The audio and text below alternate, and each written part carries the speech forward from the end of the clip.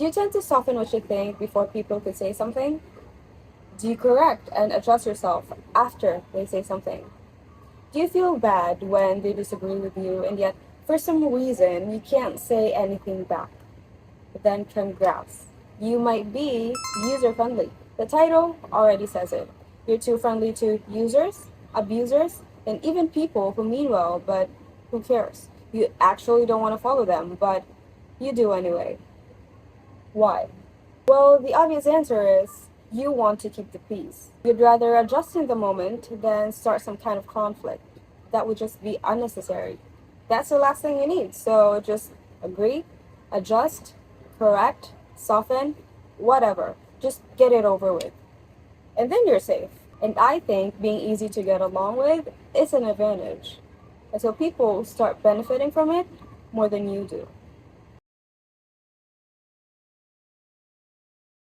I'm Sanra, and this isn't a video on how to fight people if they fight you. Though I have that tendency to, and at this point, I can't even blame it on astrology anymore. But today, let's talk about agreeability. Being agreeable, what does it mean? Is it just agreeing and never saying no? Is it being pleasing to everyone at any given time? Is it smiling all the time so people think you're chill? If anything, the chillest person in the room. Is it trying to appear okay so you won't have to say you're not?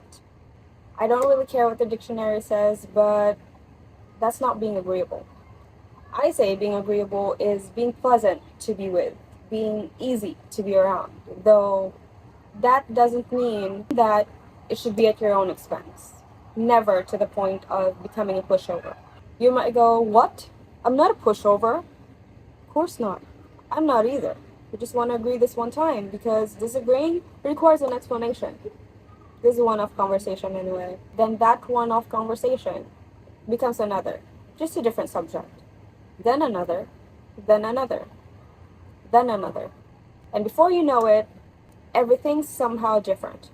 Like something shifted. People start interacting with you differently. And it doesn't even happen like this huge dramatic change. And I think that's why it's confusing even to you. It's like, okay, wait, something's a bit different. And I don't know how or when it started, but what is happening? They just stop asking and start assuming you'll adjust, that you'll be fine with it, and that you won't say anything because, well, you usually don't. Very user friendly. And as a generally assertive person, this has still happened to me a lot. So, here's what it looked like in real life from my eyes. So, I think of myself as someone assertive, but not in a dominant or aggressive or overpowering way. It's just that I know how to assert myself when someone crosses the line or keeps crossing the line, or maybe just say something that hits a particular nerve.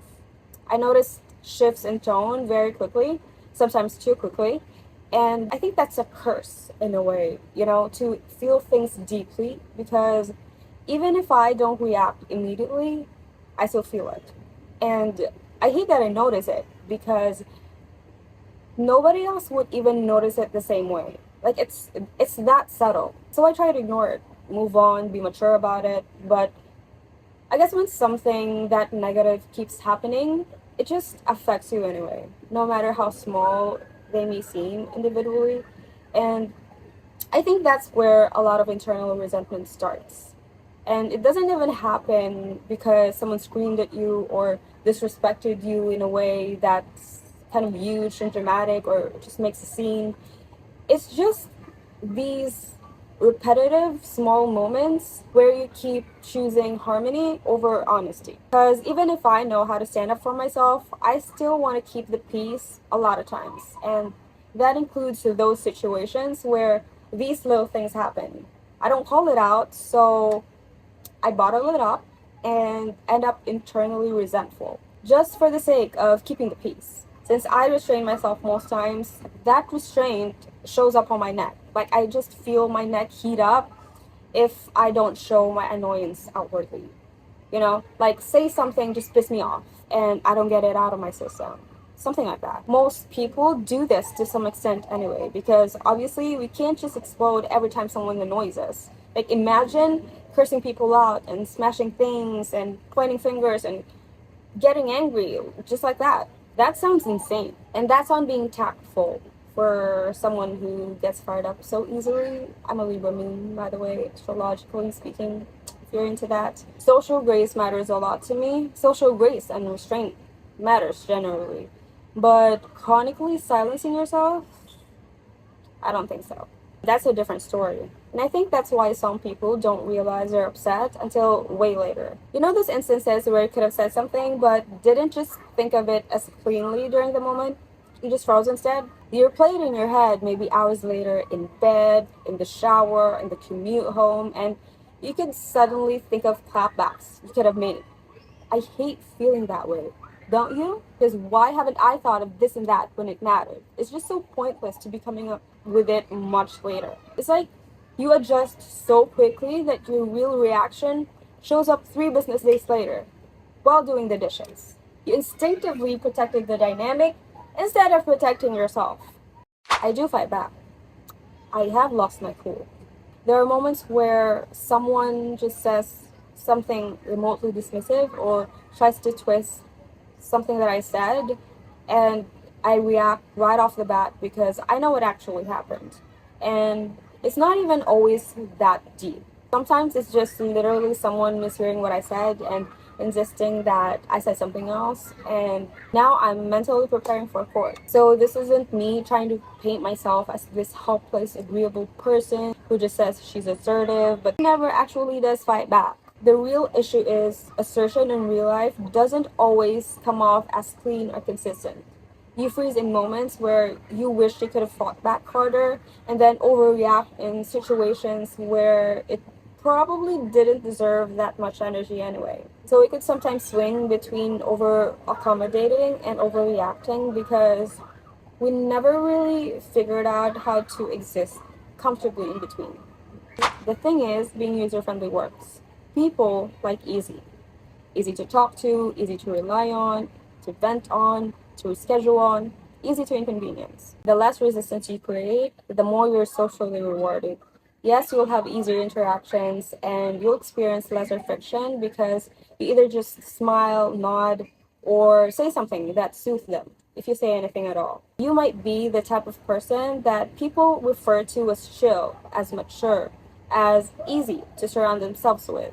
So that tendency also makes them expect infinite flexibility from you. Even as someone who considers herself assertive, I still have those moments where I think someone's trying to push me around.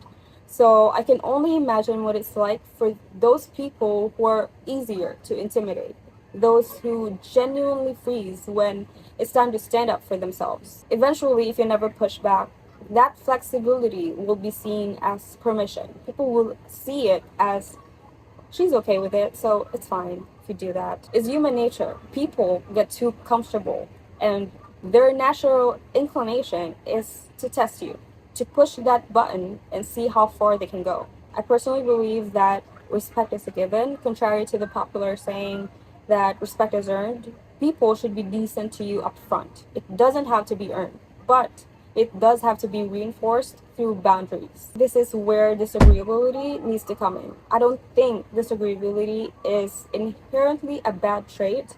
It's just what happens when someone can no longer access you the same way. That's a good thing. You basically stop being user-friendly. And I don't mean be disagreeable the moment you notice a shift in someone's tone. No. Sometimes people just have a bad day and you just don't know that. So let something slide, move on with your life because not everything's about you personally. What I mean is, stop automatically nodding and softening when someone keeps crossing the line just because you want to keep the peace. Silence doesn't mean yes. Silence doesn't mean you're okay with it. Silence doesn't mean no either. Speaking up is the only way to draw boundaries. And you can even draw boundaries calmly, not necessarily in an aggressive or unpleasant way. I think we need to be a little difficult sometimes, especially if we think that we're being pushed around, because that truly affects our sense of self. If not eroded, the more we let these repetitive things slide. And doing exactly that all the time just makes you user-friendly. You're unintentionally teaching people that your discomfort is negotiable because your priority became keeping the experience smooth for everyone else. So that's where I'm at lately. It's already 6 p.m. Like, I finished filming so late. But here I am trying to find the balance between being pleasant to be around and not becoming a free trial version of myself. Because people, they exploit that, but they don't want what it costs them. I still value peace, okay? Social grace is everything, and I think not everything needs to be a confrontation. But I also don't think that peace should require this much self-editing.